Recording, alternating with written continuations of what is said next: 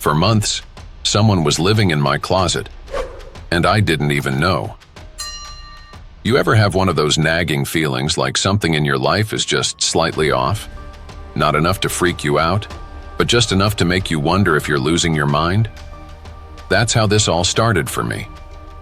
It was 2008, and I had been living alone in a small apartment in Fukuoka, Japan, for about a year. I worked as an office employee at a pretty standard 9-to-5, nothing too exciting. I was single at the time, and honestly, I kind of liked it that way.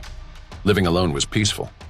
I could come and go as I pleased, leave dishes in the sink without anyone complaining, and spend my weekends binge-watching shows without feeling guilty about it. But around early summer that year, I started noticing strange things around my apartment. At first, they were small enough to dismiss, things like a carton of milk being lower than I remembered, or a loaf of bread being used up quicker than I thought. Honestly, I assumed I was just being forgetful. I mean, who really pays that much attention to how much cereal is left in the box or exactly how many eggs are in the fridge? But the thing is, it didn't stop. In fact, it got worse. I'd come home from work and find food missing from the refrigerator. Sometimes the toilet seat would be up when I was sure I'd left it down. There were a couple of times when I thought I had left the balcony door open, only to find it locked when I got home. At first, I blamed it all on stress. Work had been intense, and I figured I was just distracted. You know how it is when your mind is racing a mile a minute. You forget things.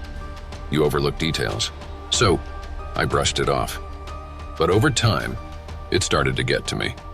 By late summer, my sense of unease had turned into full-blown paranoia. I couldn't shake the feeling that something was wrong. I started keeping mental notes of the food in my fridge, trying to track every item and how much of it I was consuming. I'd come home, head straight to the kitchen, and inspect the contents. And almost every time, something was off. One night, I remember coming home, opening the fridge, and staring at a bottle of soy sauce. I had bought it just a few days before, and now half of it was gone. I knew I hadn't used that much. That was the first time I seriously thought someone might be entering my apartment while I was at work. But then again, nothing else had been taken. No electronics, no money.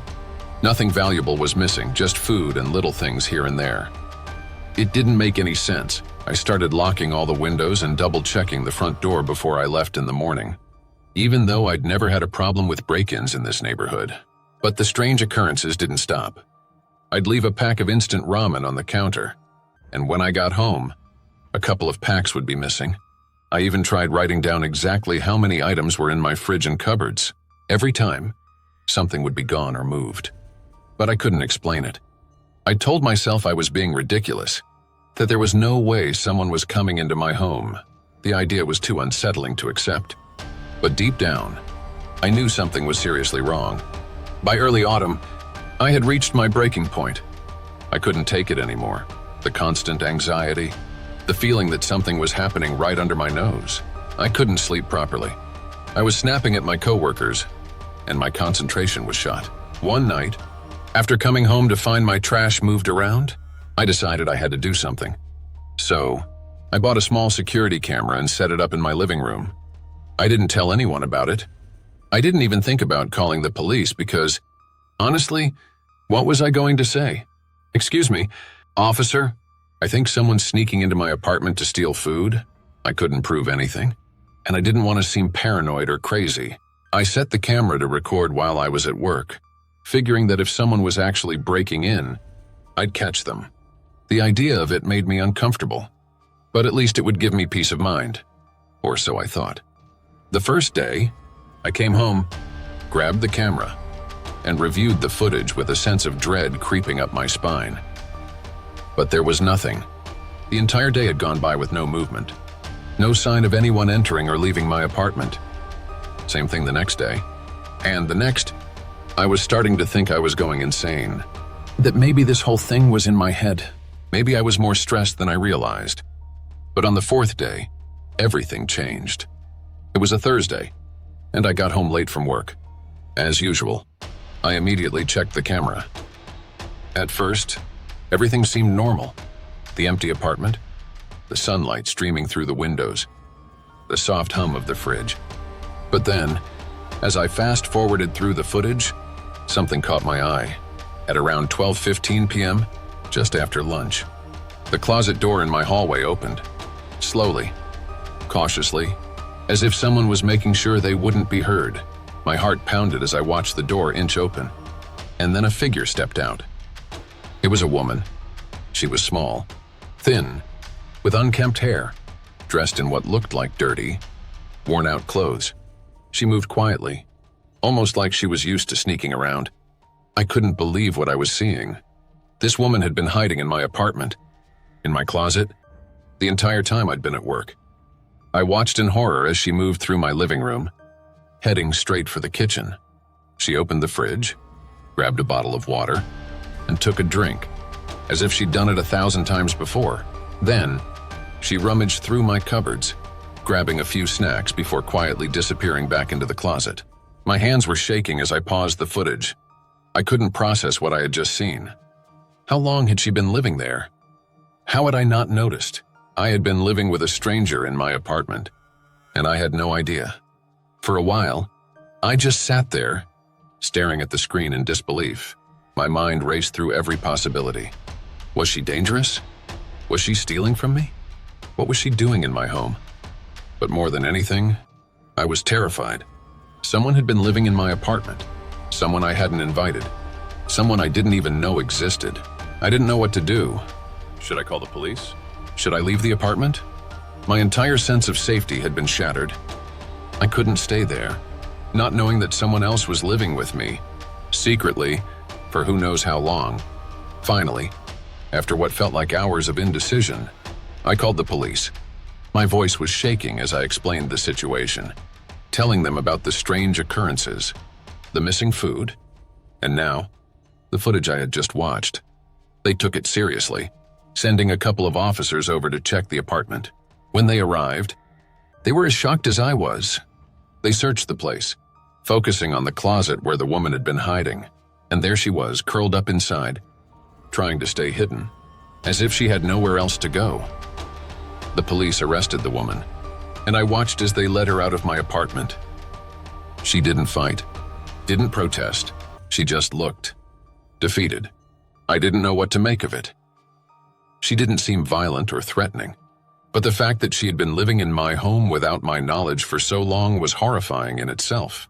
The police later told me that she was homeless and had been living in my closet for several months. Apparently, she had snuck in one day when I was at work and decided to stay. She had been surviving on my food, sneaking out during the day when I was gone, and hiding at night.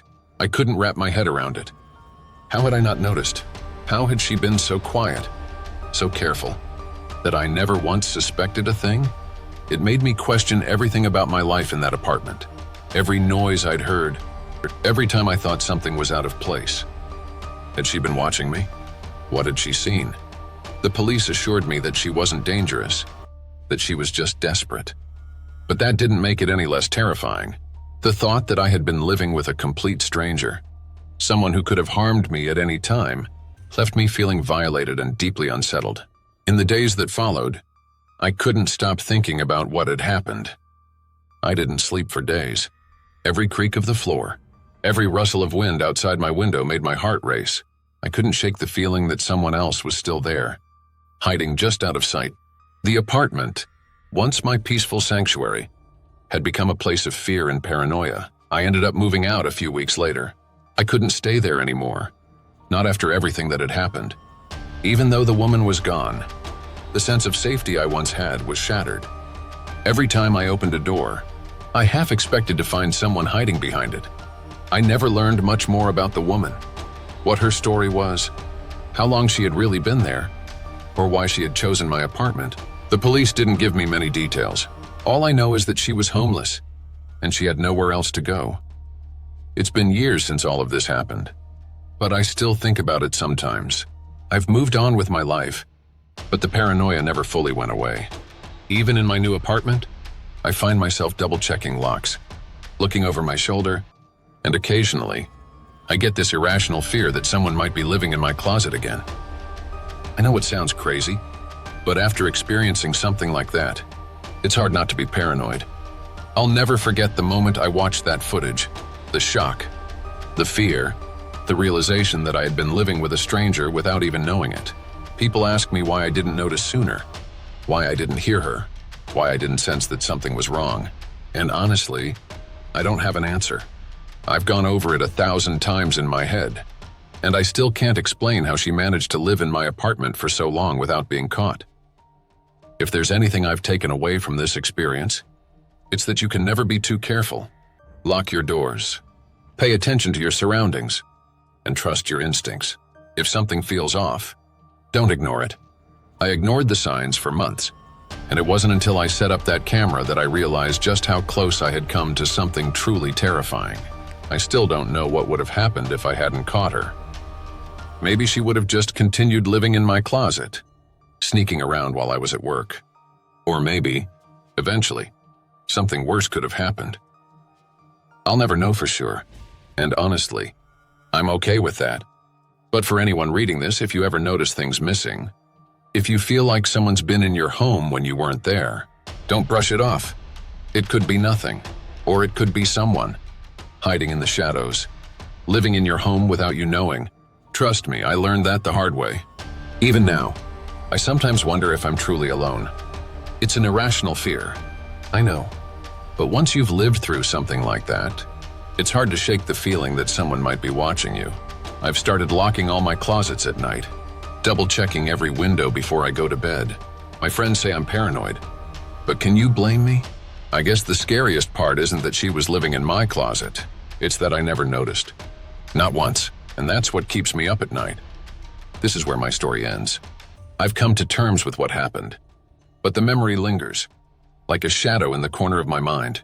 I don't know where the woman is now, or what became of her, but I hope she found help. I hope she's okay. But I'll never forget the fear I felt when I realized that for months, I wasn't alone in my own home. So, if you ever get that strange feeling in your gut, that nagging suspicion that something isn't quite right, listen to it, because you never know who or what might be living in the shadows.